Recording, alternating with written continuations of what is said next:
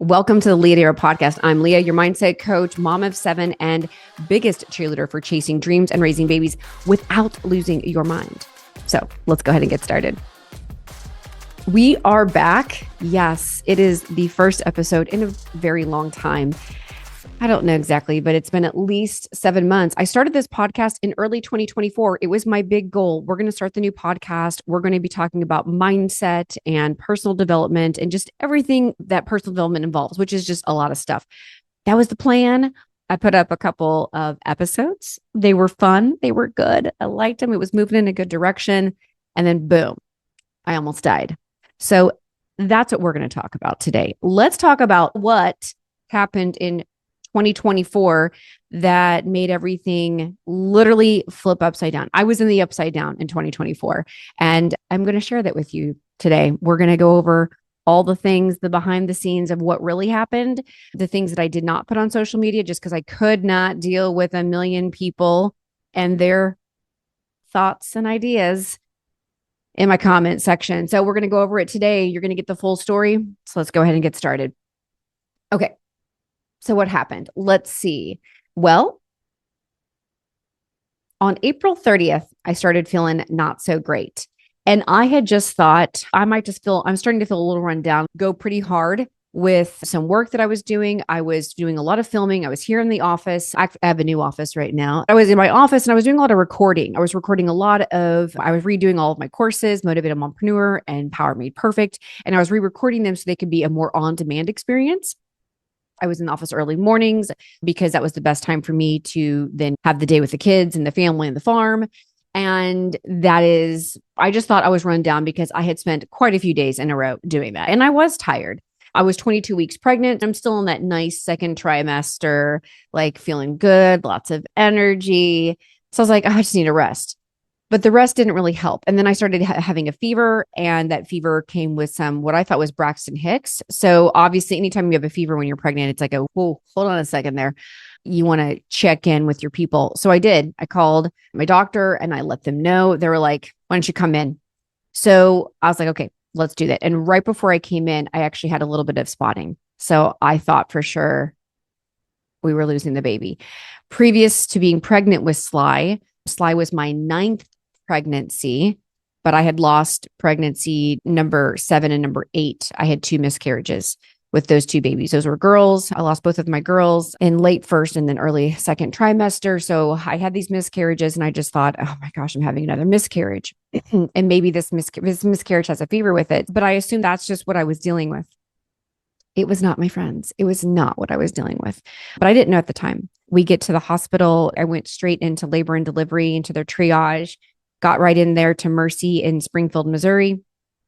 And they were very good, very attentive of, okay, we got to move quick. They did all the tests, like every battery of tests. I'm like, is that necessary? They're like, everything's necessary. I'm like, okay, let's do it. They did the test. Everything was coming back of, no, it's not this. No, it's not that. No, it's not like a UTI. No, it's not. They checked everything. They literally checked everything. Whatever they couldn't check right away, they sent off for cultures to be done, but that's not done. They don't get those results back for usually 48 hours, sometimes 36, but 48 hours for something to grow in the little Petri dish, the culture for it. So they didn't have any answers. They couldn't figure out what's going on. I still was having the same symptoms. I was progressively getting worse. And at this one point, I remember a doctor coming in and saying, we have a problem. And I was like, a new problem? I don't know what you mean. And he said, has somebody talked to you about your baby? Oh, those words. Has somebody talked to you about your baby? I'm like, no. I mean, they had a Doppler on my tummy so we could hear his heart rate. And so I was just waiting for obviously the worst news. And your baby is not okay. And I got to tell you, I really appreciate this doctor. Some doctors or some people might not like such a straightforward doc. Not me. Give it to me straight. Just give it to me straight. Give me everything. Give me exactly what you want to say, but you don't want to because of what, I don't know, what other people might think, or just the whole CYA thing. Just tell me. And I love it. Your baby is not okay. There is fluid on his brain. There's fluid in his lungs. There's fluid in his stomach. It looks like there's markers for some genetic or possibly chromosomal disorders. We don't know yet, but there's markers for it. This is not okay. Like, besides whatever's going on here, your baby's not okay. He's, by the looks of this scan, it looks like this child would be blind. He said he'd be deaf. And considering what the musculoskeletal, whatever the word is, he goes, probably will not walk.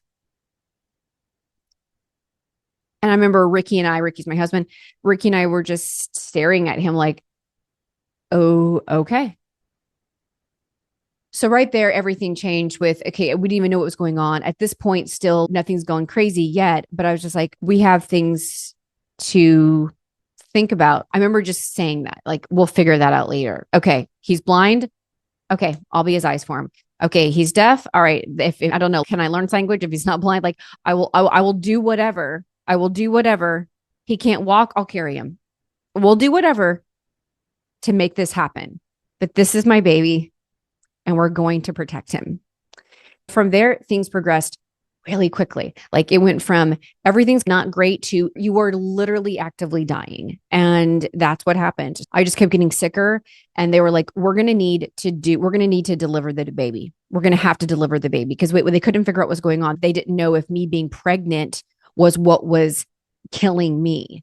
The baby also was in distress. Sly was his heart rate was going up and down. It wasn't stable. There was problems with both of us and nobody could figure out exactly what was going on. So we were trying to plan for a C-section. So not an emergency one in the OR, but a planned one where they could give me an epidural, they could do the C-section. And we were under the impression that Sly would absolutely would not make it. Like a 0% chance of survival. He's not going to live. And I accepted whatever that might be. And I just thought to myself, okay, if that's the case, then I just don't want him dying alone. I don't want him dying on some table without me holding him. And that was really the impetus of me saying I wanted the planned C-section. Then I was like, I want to be awake. And I really pushed for that. And they were good. They were trying to accommodate that as much as my health would work with it. And I said, I want to hold him. I want to hold him when he dies. So I just want to hold him. I just don't want to be alone. I don't want him to die on a table. And everybody understood that was our wish, considering all of these things going wrong with him that we saw from the scans and the fact that we both were sick and something needed to happen. Otherwise, we both were going to die. We did that. They put in the epidural. I got that. Unfortunately, it didn't take. But before we could even figure out that and troubleshoot that issue, again, another big dip in my health went down and my heart rate is plummeting. Sly's heart rate also was dropping. And I remember that same doctor, he was so good. He came rushing in because he was following the monitors from where he was outside. And he was like, we have to go now.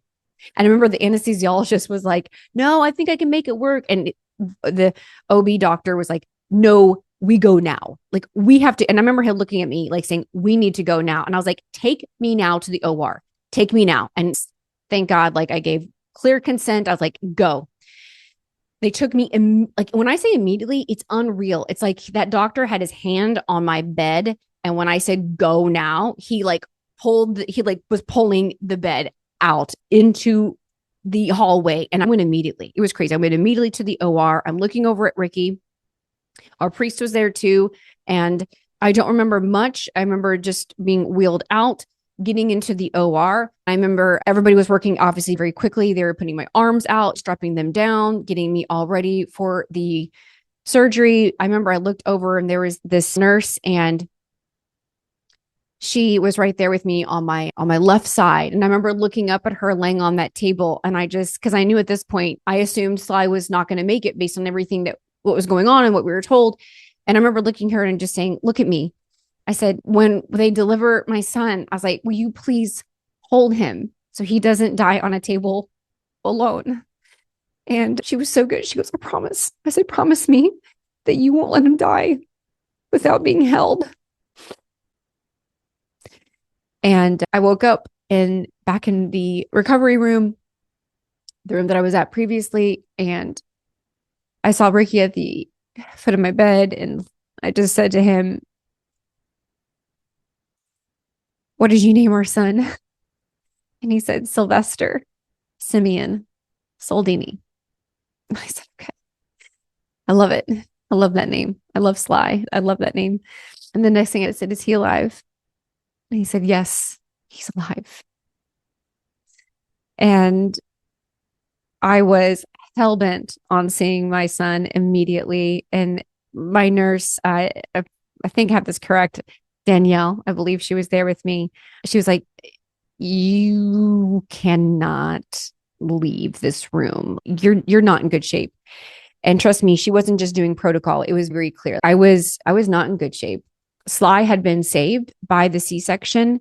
Sly had been saved by the C-section, but I was not. I was still actively sick and dying, and we didn't know it. We didn't know what was going on. I was not doing well. But I was hell bent at that point because nobody really knew what was going on. I only say these things knowing the story, how it turned out.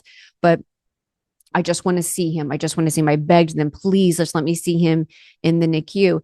And they're like, you have to drink this much water. You have to pee. You have to do all these things. I had to check all these pieces before they would wheel me down in a wheelchair to go see Sly. So I did them. As the cleaner I am, I did them. And if you don't know that term, you should look up Tim Grover's book, Relentless. Anyway, and I did it. Oh, you want me to drink this much water? You want me to pee? I will make myself do all these functions immediately. I had to do them. I did them all.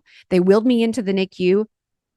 I remember very little of this process, but I do remember coming in and seeing Sly for the first time in that little incubator, that little capsule they have him in. He was so tiny, literally could fit in my hand, just from head to bum. His legs look like little pencils. So tiny. His skin was translucent. And that was my son in all of his glory. That was my son. That's a baby. 22 weeks. That's a little baby. That's a little baby. And I don't really remember much more than just praying and being with him and putting my hand on the glass and just before at that point, I had my hand on the glass and then my hand just fell off of it. Like I couldn't hold my hand up and my whole body hunched over. And I remember my nurse patting my back, being like, Leah. And I was like, you got to take me back. I'm not doing well. And they wheeled me back very quickly back into the room. I got into my bed and I couldn't even get into my bed. At that point, I got to my bed. They were like, Leah, are you asleep? Leah, what do you do? And I was in and out of consciousness at this point. They got me into my bed. And then I do remember I went into convulsions. And what was going on is I was going into shock. And so Ricky was there, and my husband is a special forces medic. He's a Green Beret. So he has a little bit of medical knowledge. He knows enough to know, like, she's going into shock. She's going into shock. And they were trying to figure out what was going on. I forgot what they called it, some type of medical alert thing, some code that they called code red, or I can't remember what it was, but they called an alert over the intercom over the whole hospital to come to my room, which meant that they sent like one or two people from every single major department, cardiology, pulmonology, respiratory, ICU, all the different departments in the hospital come to that room to figure out, we don't know what's going on with this person and they're dying. That's usually why you would call that, what I found out later. So they did that. I had a rush of no less than 40 people in this room. And I have never felt that level of, I don't even know what to call it. It wasn't necessarily pain, but I felt like I was dying. I just felt like I was absolutely dying. And I remember looking up at this nurse, and I think her name was Charlotte, if I recall. She's from the ICU. And I looked up at her and I saw her name tag and I saw her face. And I said to her, am I dying? And she looked at me and she nodded. She said, yes, we're trying to save you. And I remember at that point, I just made peace. I made peace with the situation. I just thought, okay. I remember looking over at Ricky and I just thought,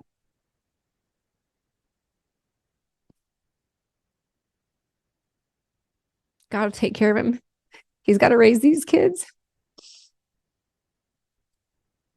And I remember I looked over at Ricky and I told him I loved him. And I told him, I was like, tell the kids that they were my greatest work.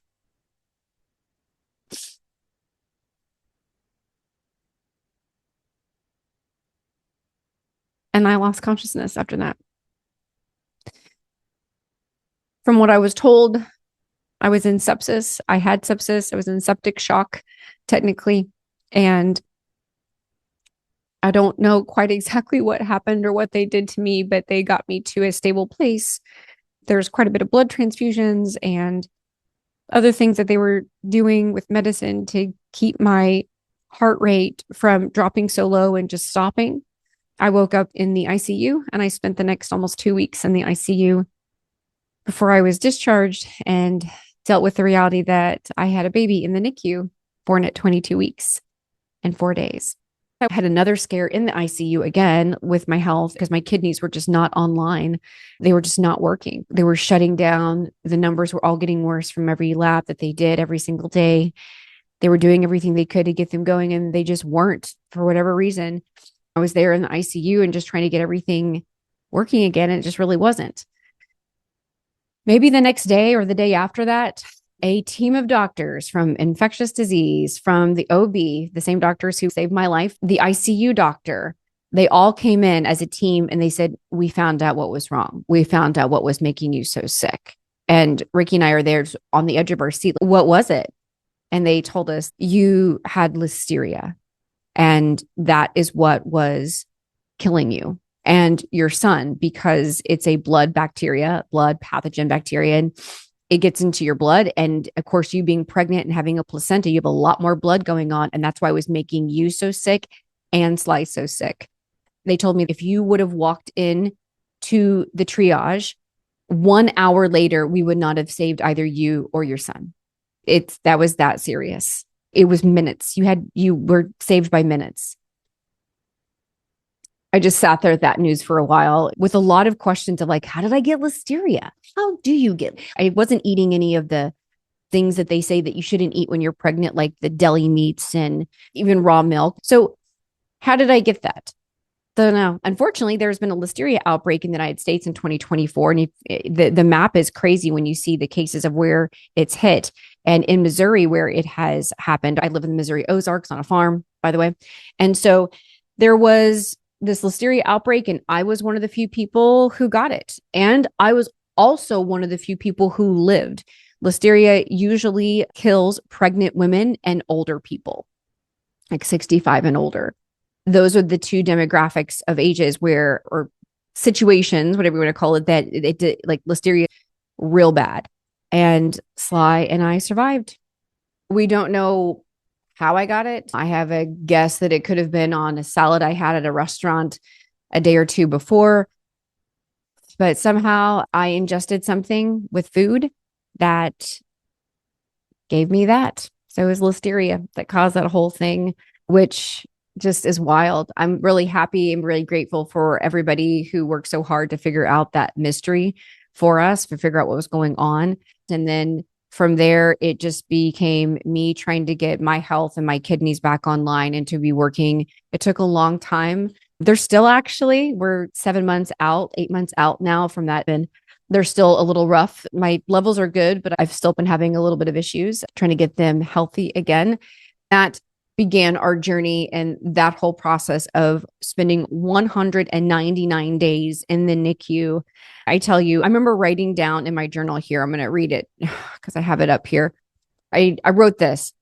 I thought I knew mindset before, but this season gave me a new education. I've truly earned my mindset PhD, not in a classroom, but in hospital rooms, in the waiting room, in the NICU, in the driving back and forth to the hospital, and all of the trusting. So I've been doing mindset work like actively with clients actively for at least a decade. Wow. It's fun when you learn something in the abstract and you learn this concept and this is great. But then you take that concept and then you are thrown into the fire to go do it. That's a whole new way to learn. Some would say the only way to learn, but that's what that did. It was beyond something that I could probably put into this podcast and probably meant for something else. But we spent 199 days in the NICU, and that was behind the scenes. That's what put us into that space and what happened. Sly encountered so many problems. One of the things that he encountered right away, but also so many miracles, so many amazing things were going on in that NICU. If you recall, the doctor said that he had fluid on his brain, on his lungs, on his stomach. He'd be blind, he'd be deaf, he wouldn't be able to walk. Sly came out and they did the scans immediately on him, and not just the scans that they can see on my belly, but they did all of the x-rays and everything on him. They did obviously on his stomach, on his lungs, they did on his brain. They did everything because they needed a baseline of what's going to happen with this child. Babies born at 22 weeks are typically have a long list of long-term problems, and you'll see them show up pretty soon after birth when they're born that early. Like Sly wasn't even a preemie. He was what they call a micro preemie. I learned that term. Oh my gosh, it was just crazy. So that's all those scans they showed immediately after birth showed no fluid on the brain, no fluid on the stomach, no fluid on the lungs, nothing. Now, I'm not saying he's not going to have problems later. He might. But my first lesson in mindset, my first lesson in the NICU was that just because they say something doesn't mean it's going to happen. Just because they say there's no hope, there's no way this child's going to live, doesn't mean it's going to happen. Just because they say we see this on a scan, and I know it's crazy to say this, but this is the absolute truth. This is what happened. There was no fluid anywhere on any of his vital organs at all. I saw the scans that the doctor was saying. I know he was telling the truth. I saw them. But God's bigger, but God says something different. And that's the only way I can explain it. It is an absolute miracle. So many things happened, so many hurdles that we went over and that we dealt with. But through all of it, I realized very quickly that just because people have a concept or they create boundaries for you doesn't mean that you have to hold to them. A lot of times people have expectations for you or on you, but that does not mean that you have to hold them as well. Now, granted, hopefully those expectations are good and they're positive and they're trying to push you to do more, to make you better. But a lot of times expectations people have on others are keeping us back. They expect you to only do so much. They don't expect you to survive. They don't expect you to recover. They don't expect you to heal. They don't expect you to be happy again. Those expectations sometimes are set because of, I couldn't do it if I was in their shoes. In my experience, I have never seen this. I know in the medical field, they are trying to protect. They're trying to protect themselves. They're trying to protect their own jobs. Let's just be honest. That is a part of it. But they're also trying to protect the reality is that, like, on the spectrum, in terms of all these things that can happen, generally, most of the time, it all happens right in here. And we want to prepare you for all of this because the outliers might give you false hope or may give you things to worry about that you don't want to. I understand why they do that. And that's fine. I'm not asking the medical community to necessarily change that. I'm just telling this that when we enter into situations like I entered into with myself and my son in the ICU and the NICU, just because they gave us information does not mean that was the final word. Just because they said, this is what's going on, does not mean that's always what's going on. Because we live in this vast place where we are mixing the physical world with the spiritual world. As a Christian, we know that there are some things that the material world, this physical world will give us and expectations that they say, but the spiritual world has a whole different realm going on. It's a whole realm where other things are happening, and God's grace is working. And it works in so many ways. And it doesn't always work out the way that we think. I know that when I say what I'm saying, especially because of how Sly has turned out, because he is alive, he did survive, that you're like, that doesn't always happen, Leah. You're right. It doesn't always work out the way that we want it to, but it doesn't mean that it's not happening for us, that it's not happening for our good. Even before we knew that Sly was going to make it, and let me tell you something, from May 1st until probably middle of July, it was touch and go. It probably wasn't until early August, honestly, where we all could take a deep breath and be like, I think he's going to make it, and say that with all the medical information that we knew. So with all the moments and times where he coded twice to watch a doctor perform CPR on a tiny baby and be like, we cannot do more than one compression. Otherwise it's going to crush his chest and it will cause more damage. To go through all of that, the mindset that we continually held on to is that all of this is working out for my good. All of this suffering is working out for my good. This is for my salvation. This suffering is for my salvation. And that's really the mindset that encompassed everything that we did from that point on, me and Ricky and all of the kids. We stopped asking, why is this happening? No, this is happening for our salvation. Every moment is for our salvation. Every moment that we have, every suffering, or even every celebration, every good thing is for our salvation. God loves us and he wants our salvation for us.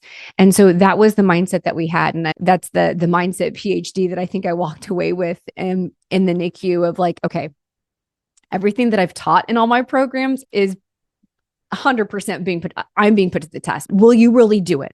Will you really do it when everything crumbles? When everything hits the fan, will you do it? Will you do it when you think that your life is in danger and you are going to be losing your life, not just you're going through something hard outside of you with someone else? I can honestly say, praise be to God, I did have that mindset that this is for my salvation. And I was absolutely petrified beyond the word scared. Fear does not, that stupid word doesn't even get to touch on the feelings that you feel when you literally think that you yourself are dying or that your child is dying. Fear is something silly that happens before you jump off a diving board in a pool. It doesn't touch this level. But still, I focused in on the truth of who God is and that he loves us and he wants our salvation.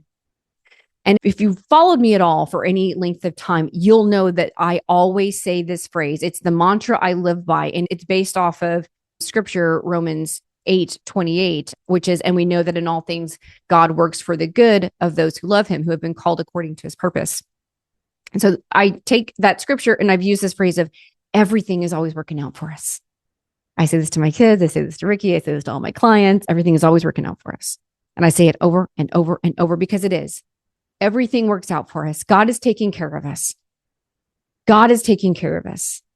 Everything that is going on right now, he is taking care of us. It's all going to work out for us. I'm going to stop asking the question of why, because God never promised you why. He never promised us why. He always, he told us the who, he told us who he is, and he told us what he was doing. But he never said he's going to give us the why. So for me, I've let it go. So that at least starts everything that's gone on in 2024. It has been wild, a wild ride. I will talk a little bit more about the actual NICU journey in another episode. But for right now, that's what went down. That's what happened.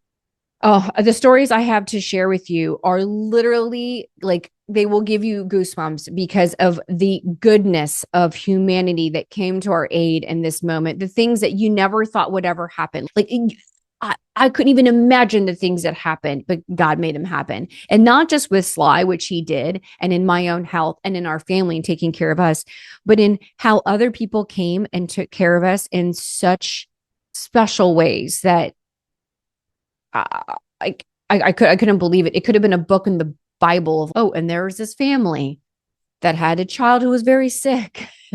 It could have been in one of those because I was like, it's unbelievable what God is doing. His hand is on everything.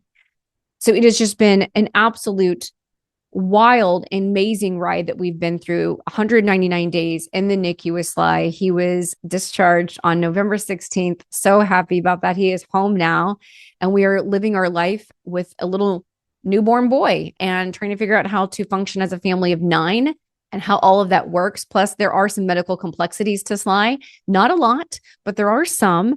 And we are working with a lot of different therapies so that we can catch any delays that he potentially might have. Again, according to statistics, Sly never should have survived. He had a 2% chance to live after surviving after a certain point. They didn't even think he would survive, and he had a 2% chance of making it after that point. He busted through that. And now, of course, he has 60 to 80% chance of having a lot of deficiencies and developmental delays because he was born so early as a micro preemie. But again, we're not going to let that define us. We're going to allow that to inform us. And then we're going to let it go because I can only control what I can control. And there's so many things in this world that I can't control other people's opinions. I can't control other people's ideas or thoughts. I can't control life and death matters, really. And so what I can control is what I'm going to focus on and really allowing that to happen. I had one more thought I wanted to give you. And this is something I wrote down. I'm pulling up some of my notes from the NICU when I was in there constantly just trying to get myself a little bit of reprieve and just get my mind off things sometimes. And this is what I wrote. I wrote, a crisis is a terrible thing to waste. A crisis is a terrible thing to waste. I know for the crisis that I was in with Sylvester in the NICU for 199 days and with my own health hanging in the balance there for a while, it was very clear we were in crisis. But I do know that crisis gave us so much clarity. It was very obvious what really mattered. It was very obvious of what did not matter. And that is a beautiful thing. What a gift God gives us with moments when we are in crisis, that he gives us such clarity to say, okay, these are the things that need to change. And then the difficult part is how to integrate that into your life once the crisis ends. So once the dust settles, those lessons you learned in the middle of that crisis, go back to those truths that you realize, go back to those moments of clarity and think, okay, how can I implement this in my life? And I know that's what I did. Oh my gosh, there were so many messages I was sending to my best friend. And I was like, I'm learning this about myself. This does not matter. I need to stop doing this. I was having all of these moments of clarity and I was writing them down and just being like, I have got to change my life in so many ways. And if anything, please take away that we all have a moment of crisis. We all have these small or big, but we have moments where we have these very difficult episodes that kind of pop up in our life. And it is really a gift. A crisis is a terrible thing to waste. Don't waste it. Do something with it. Allow that clarity to transform you. Let it burn. Let it hurt.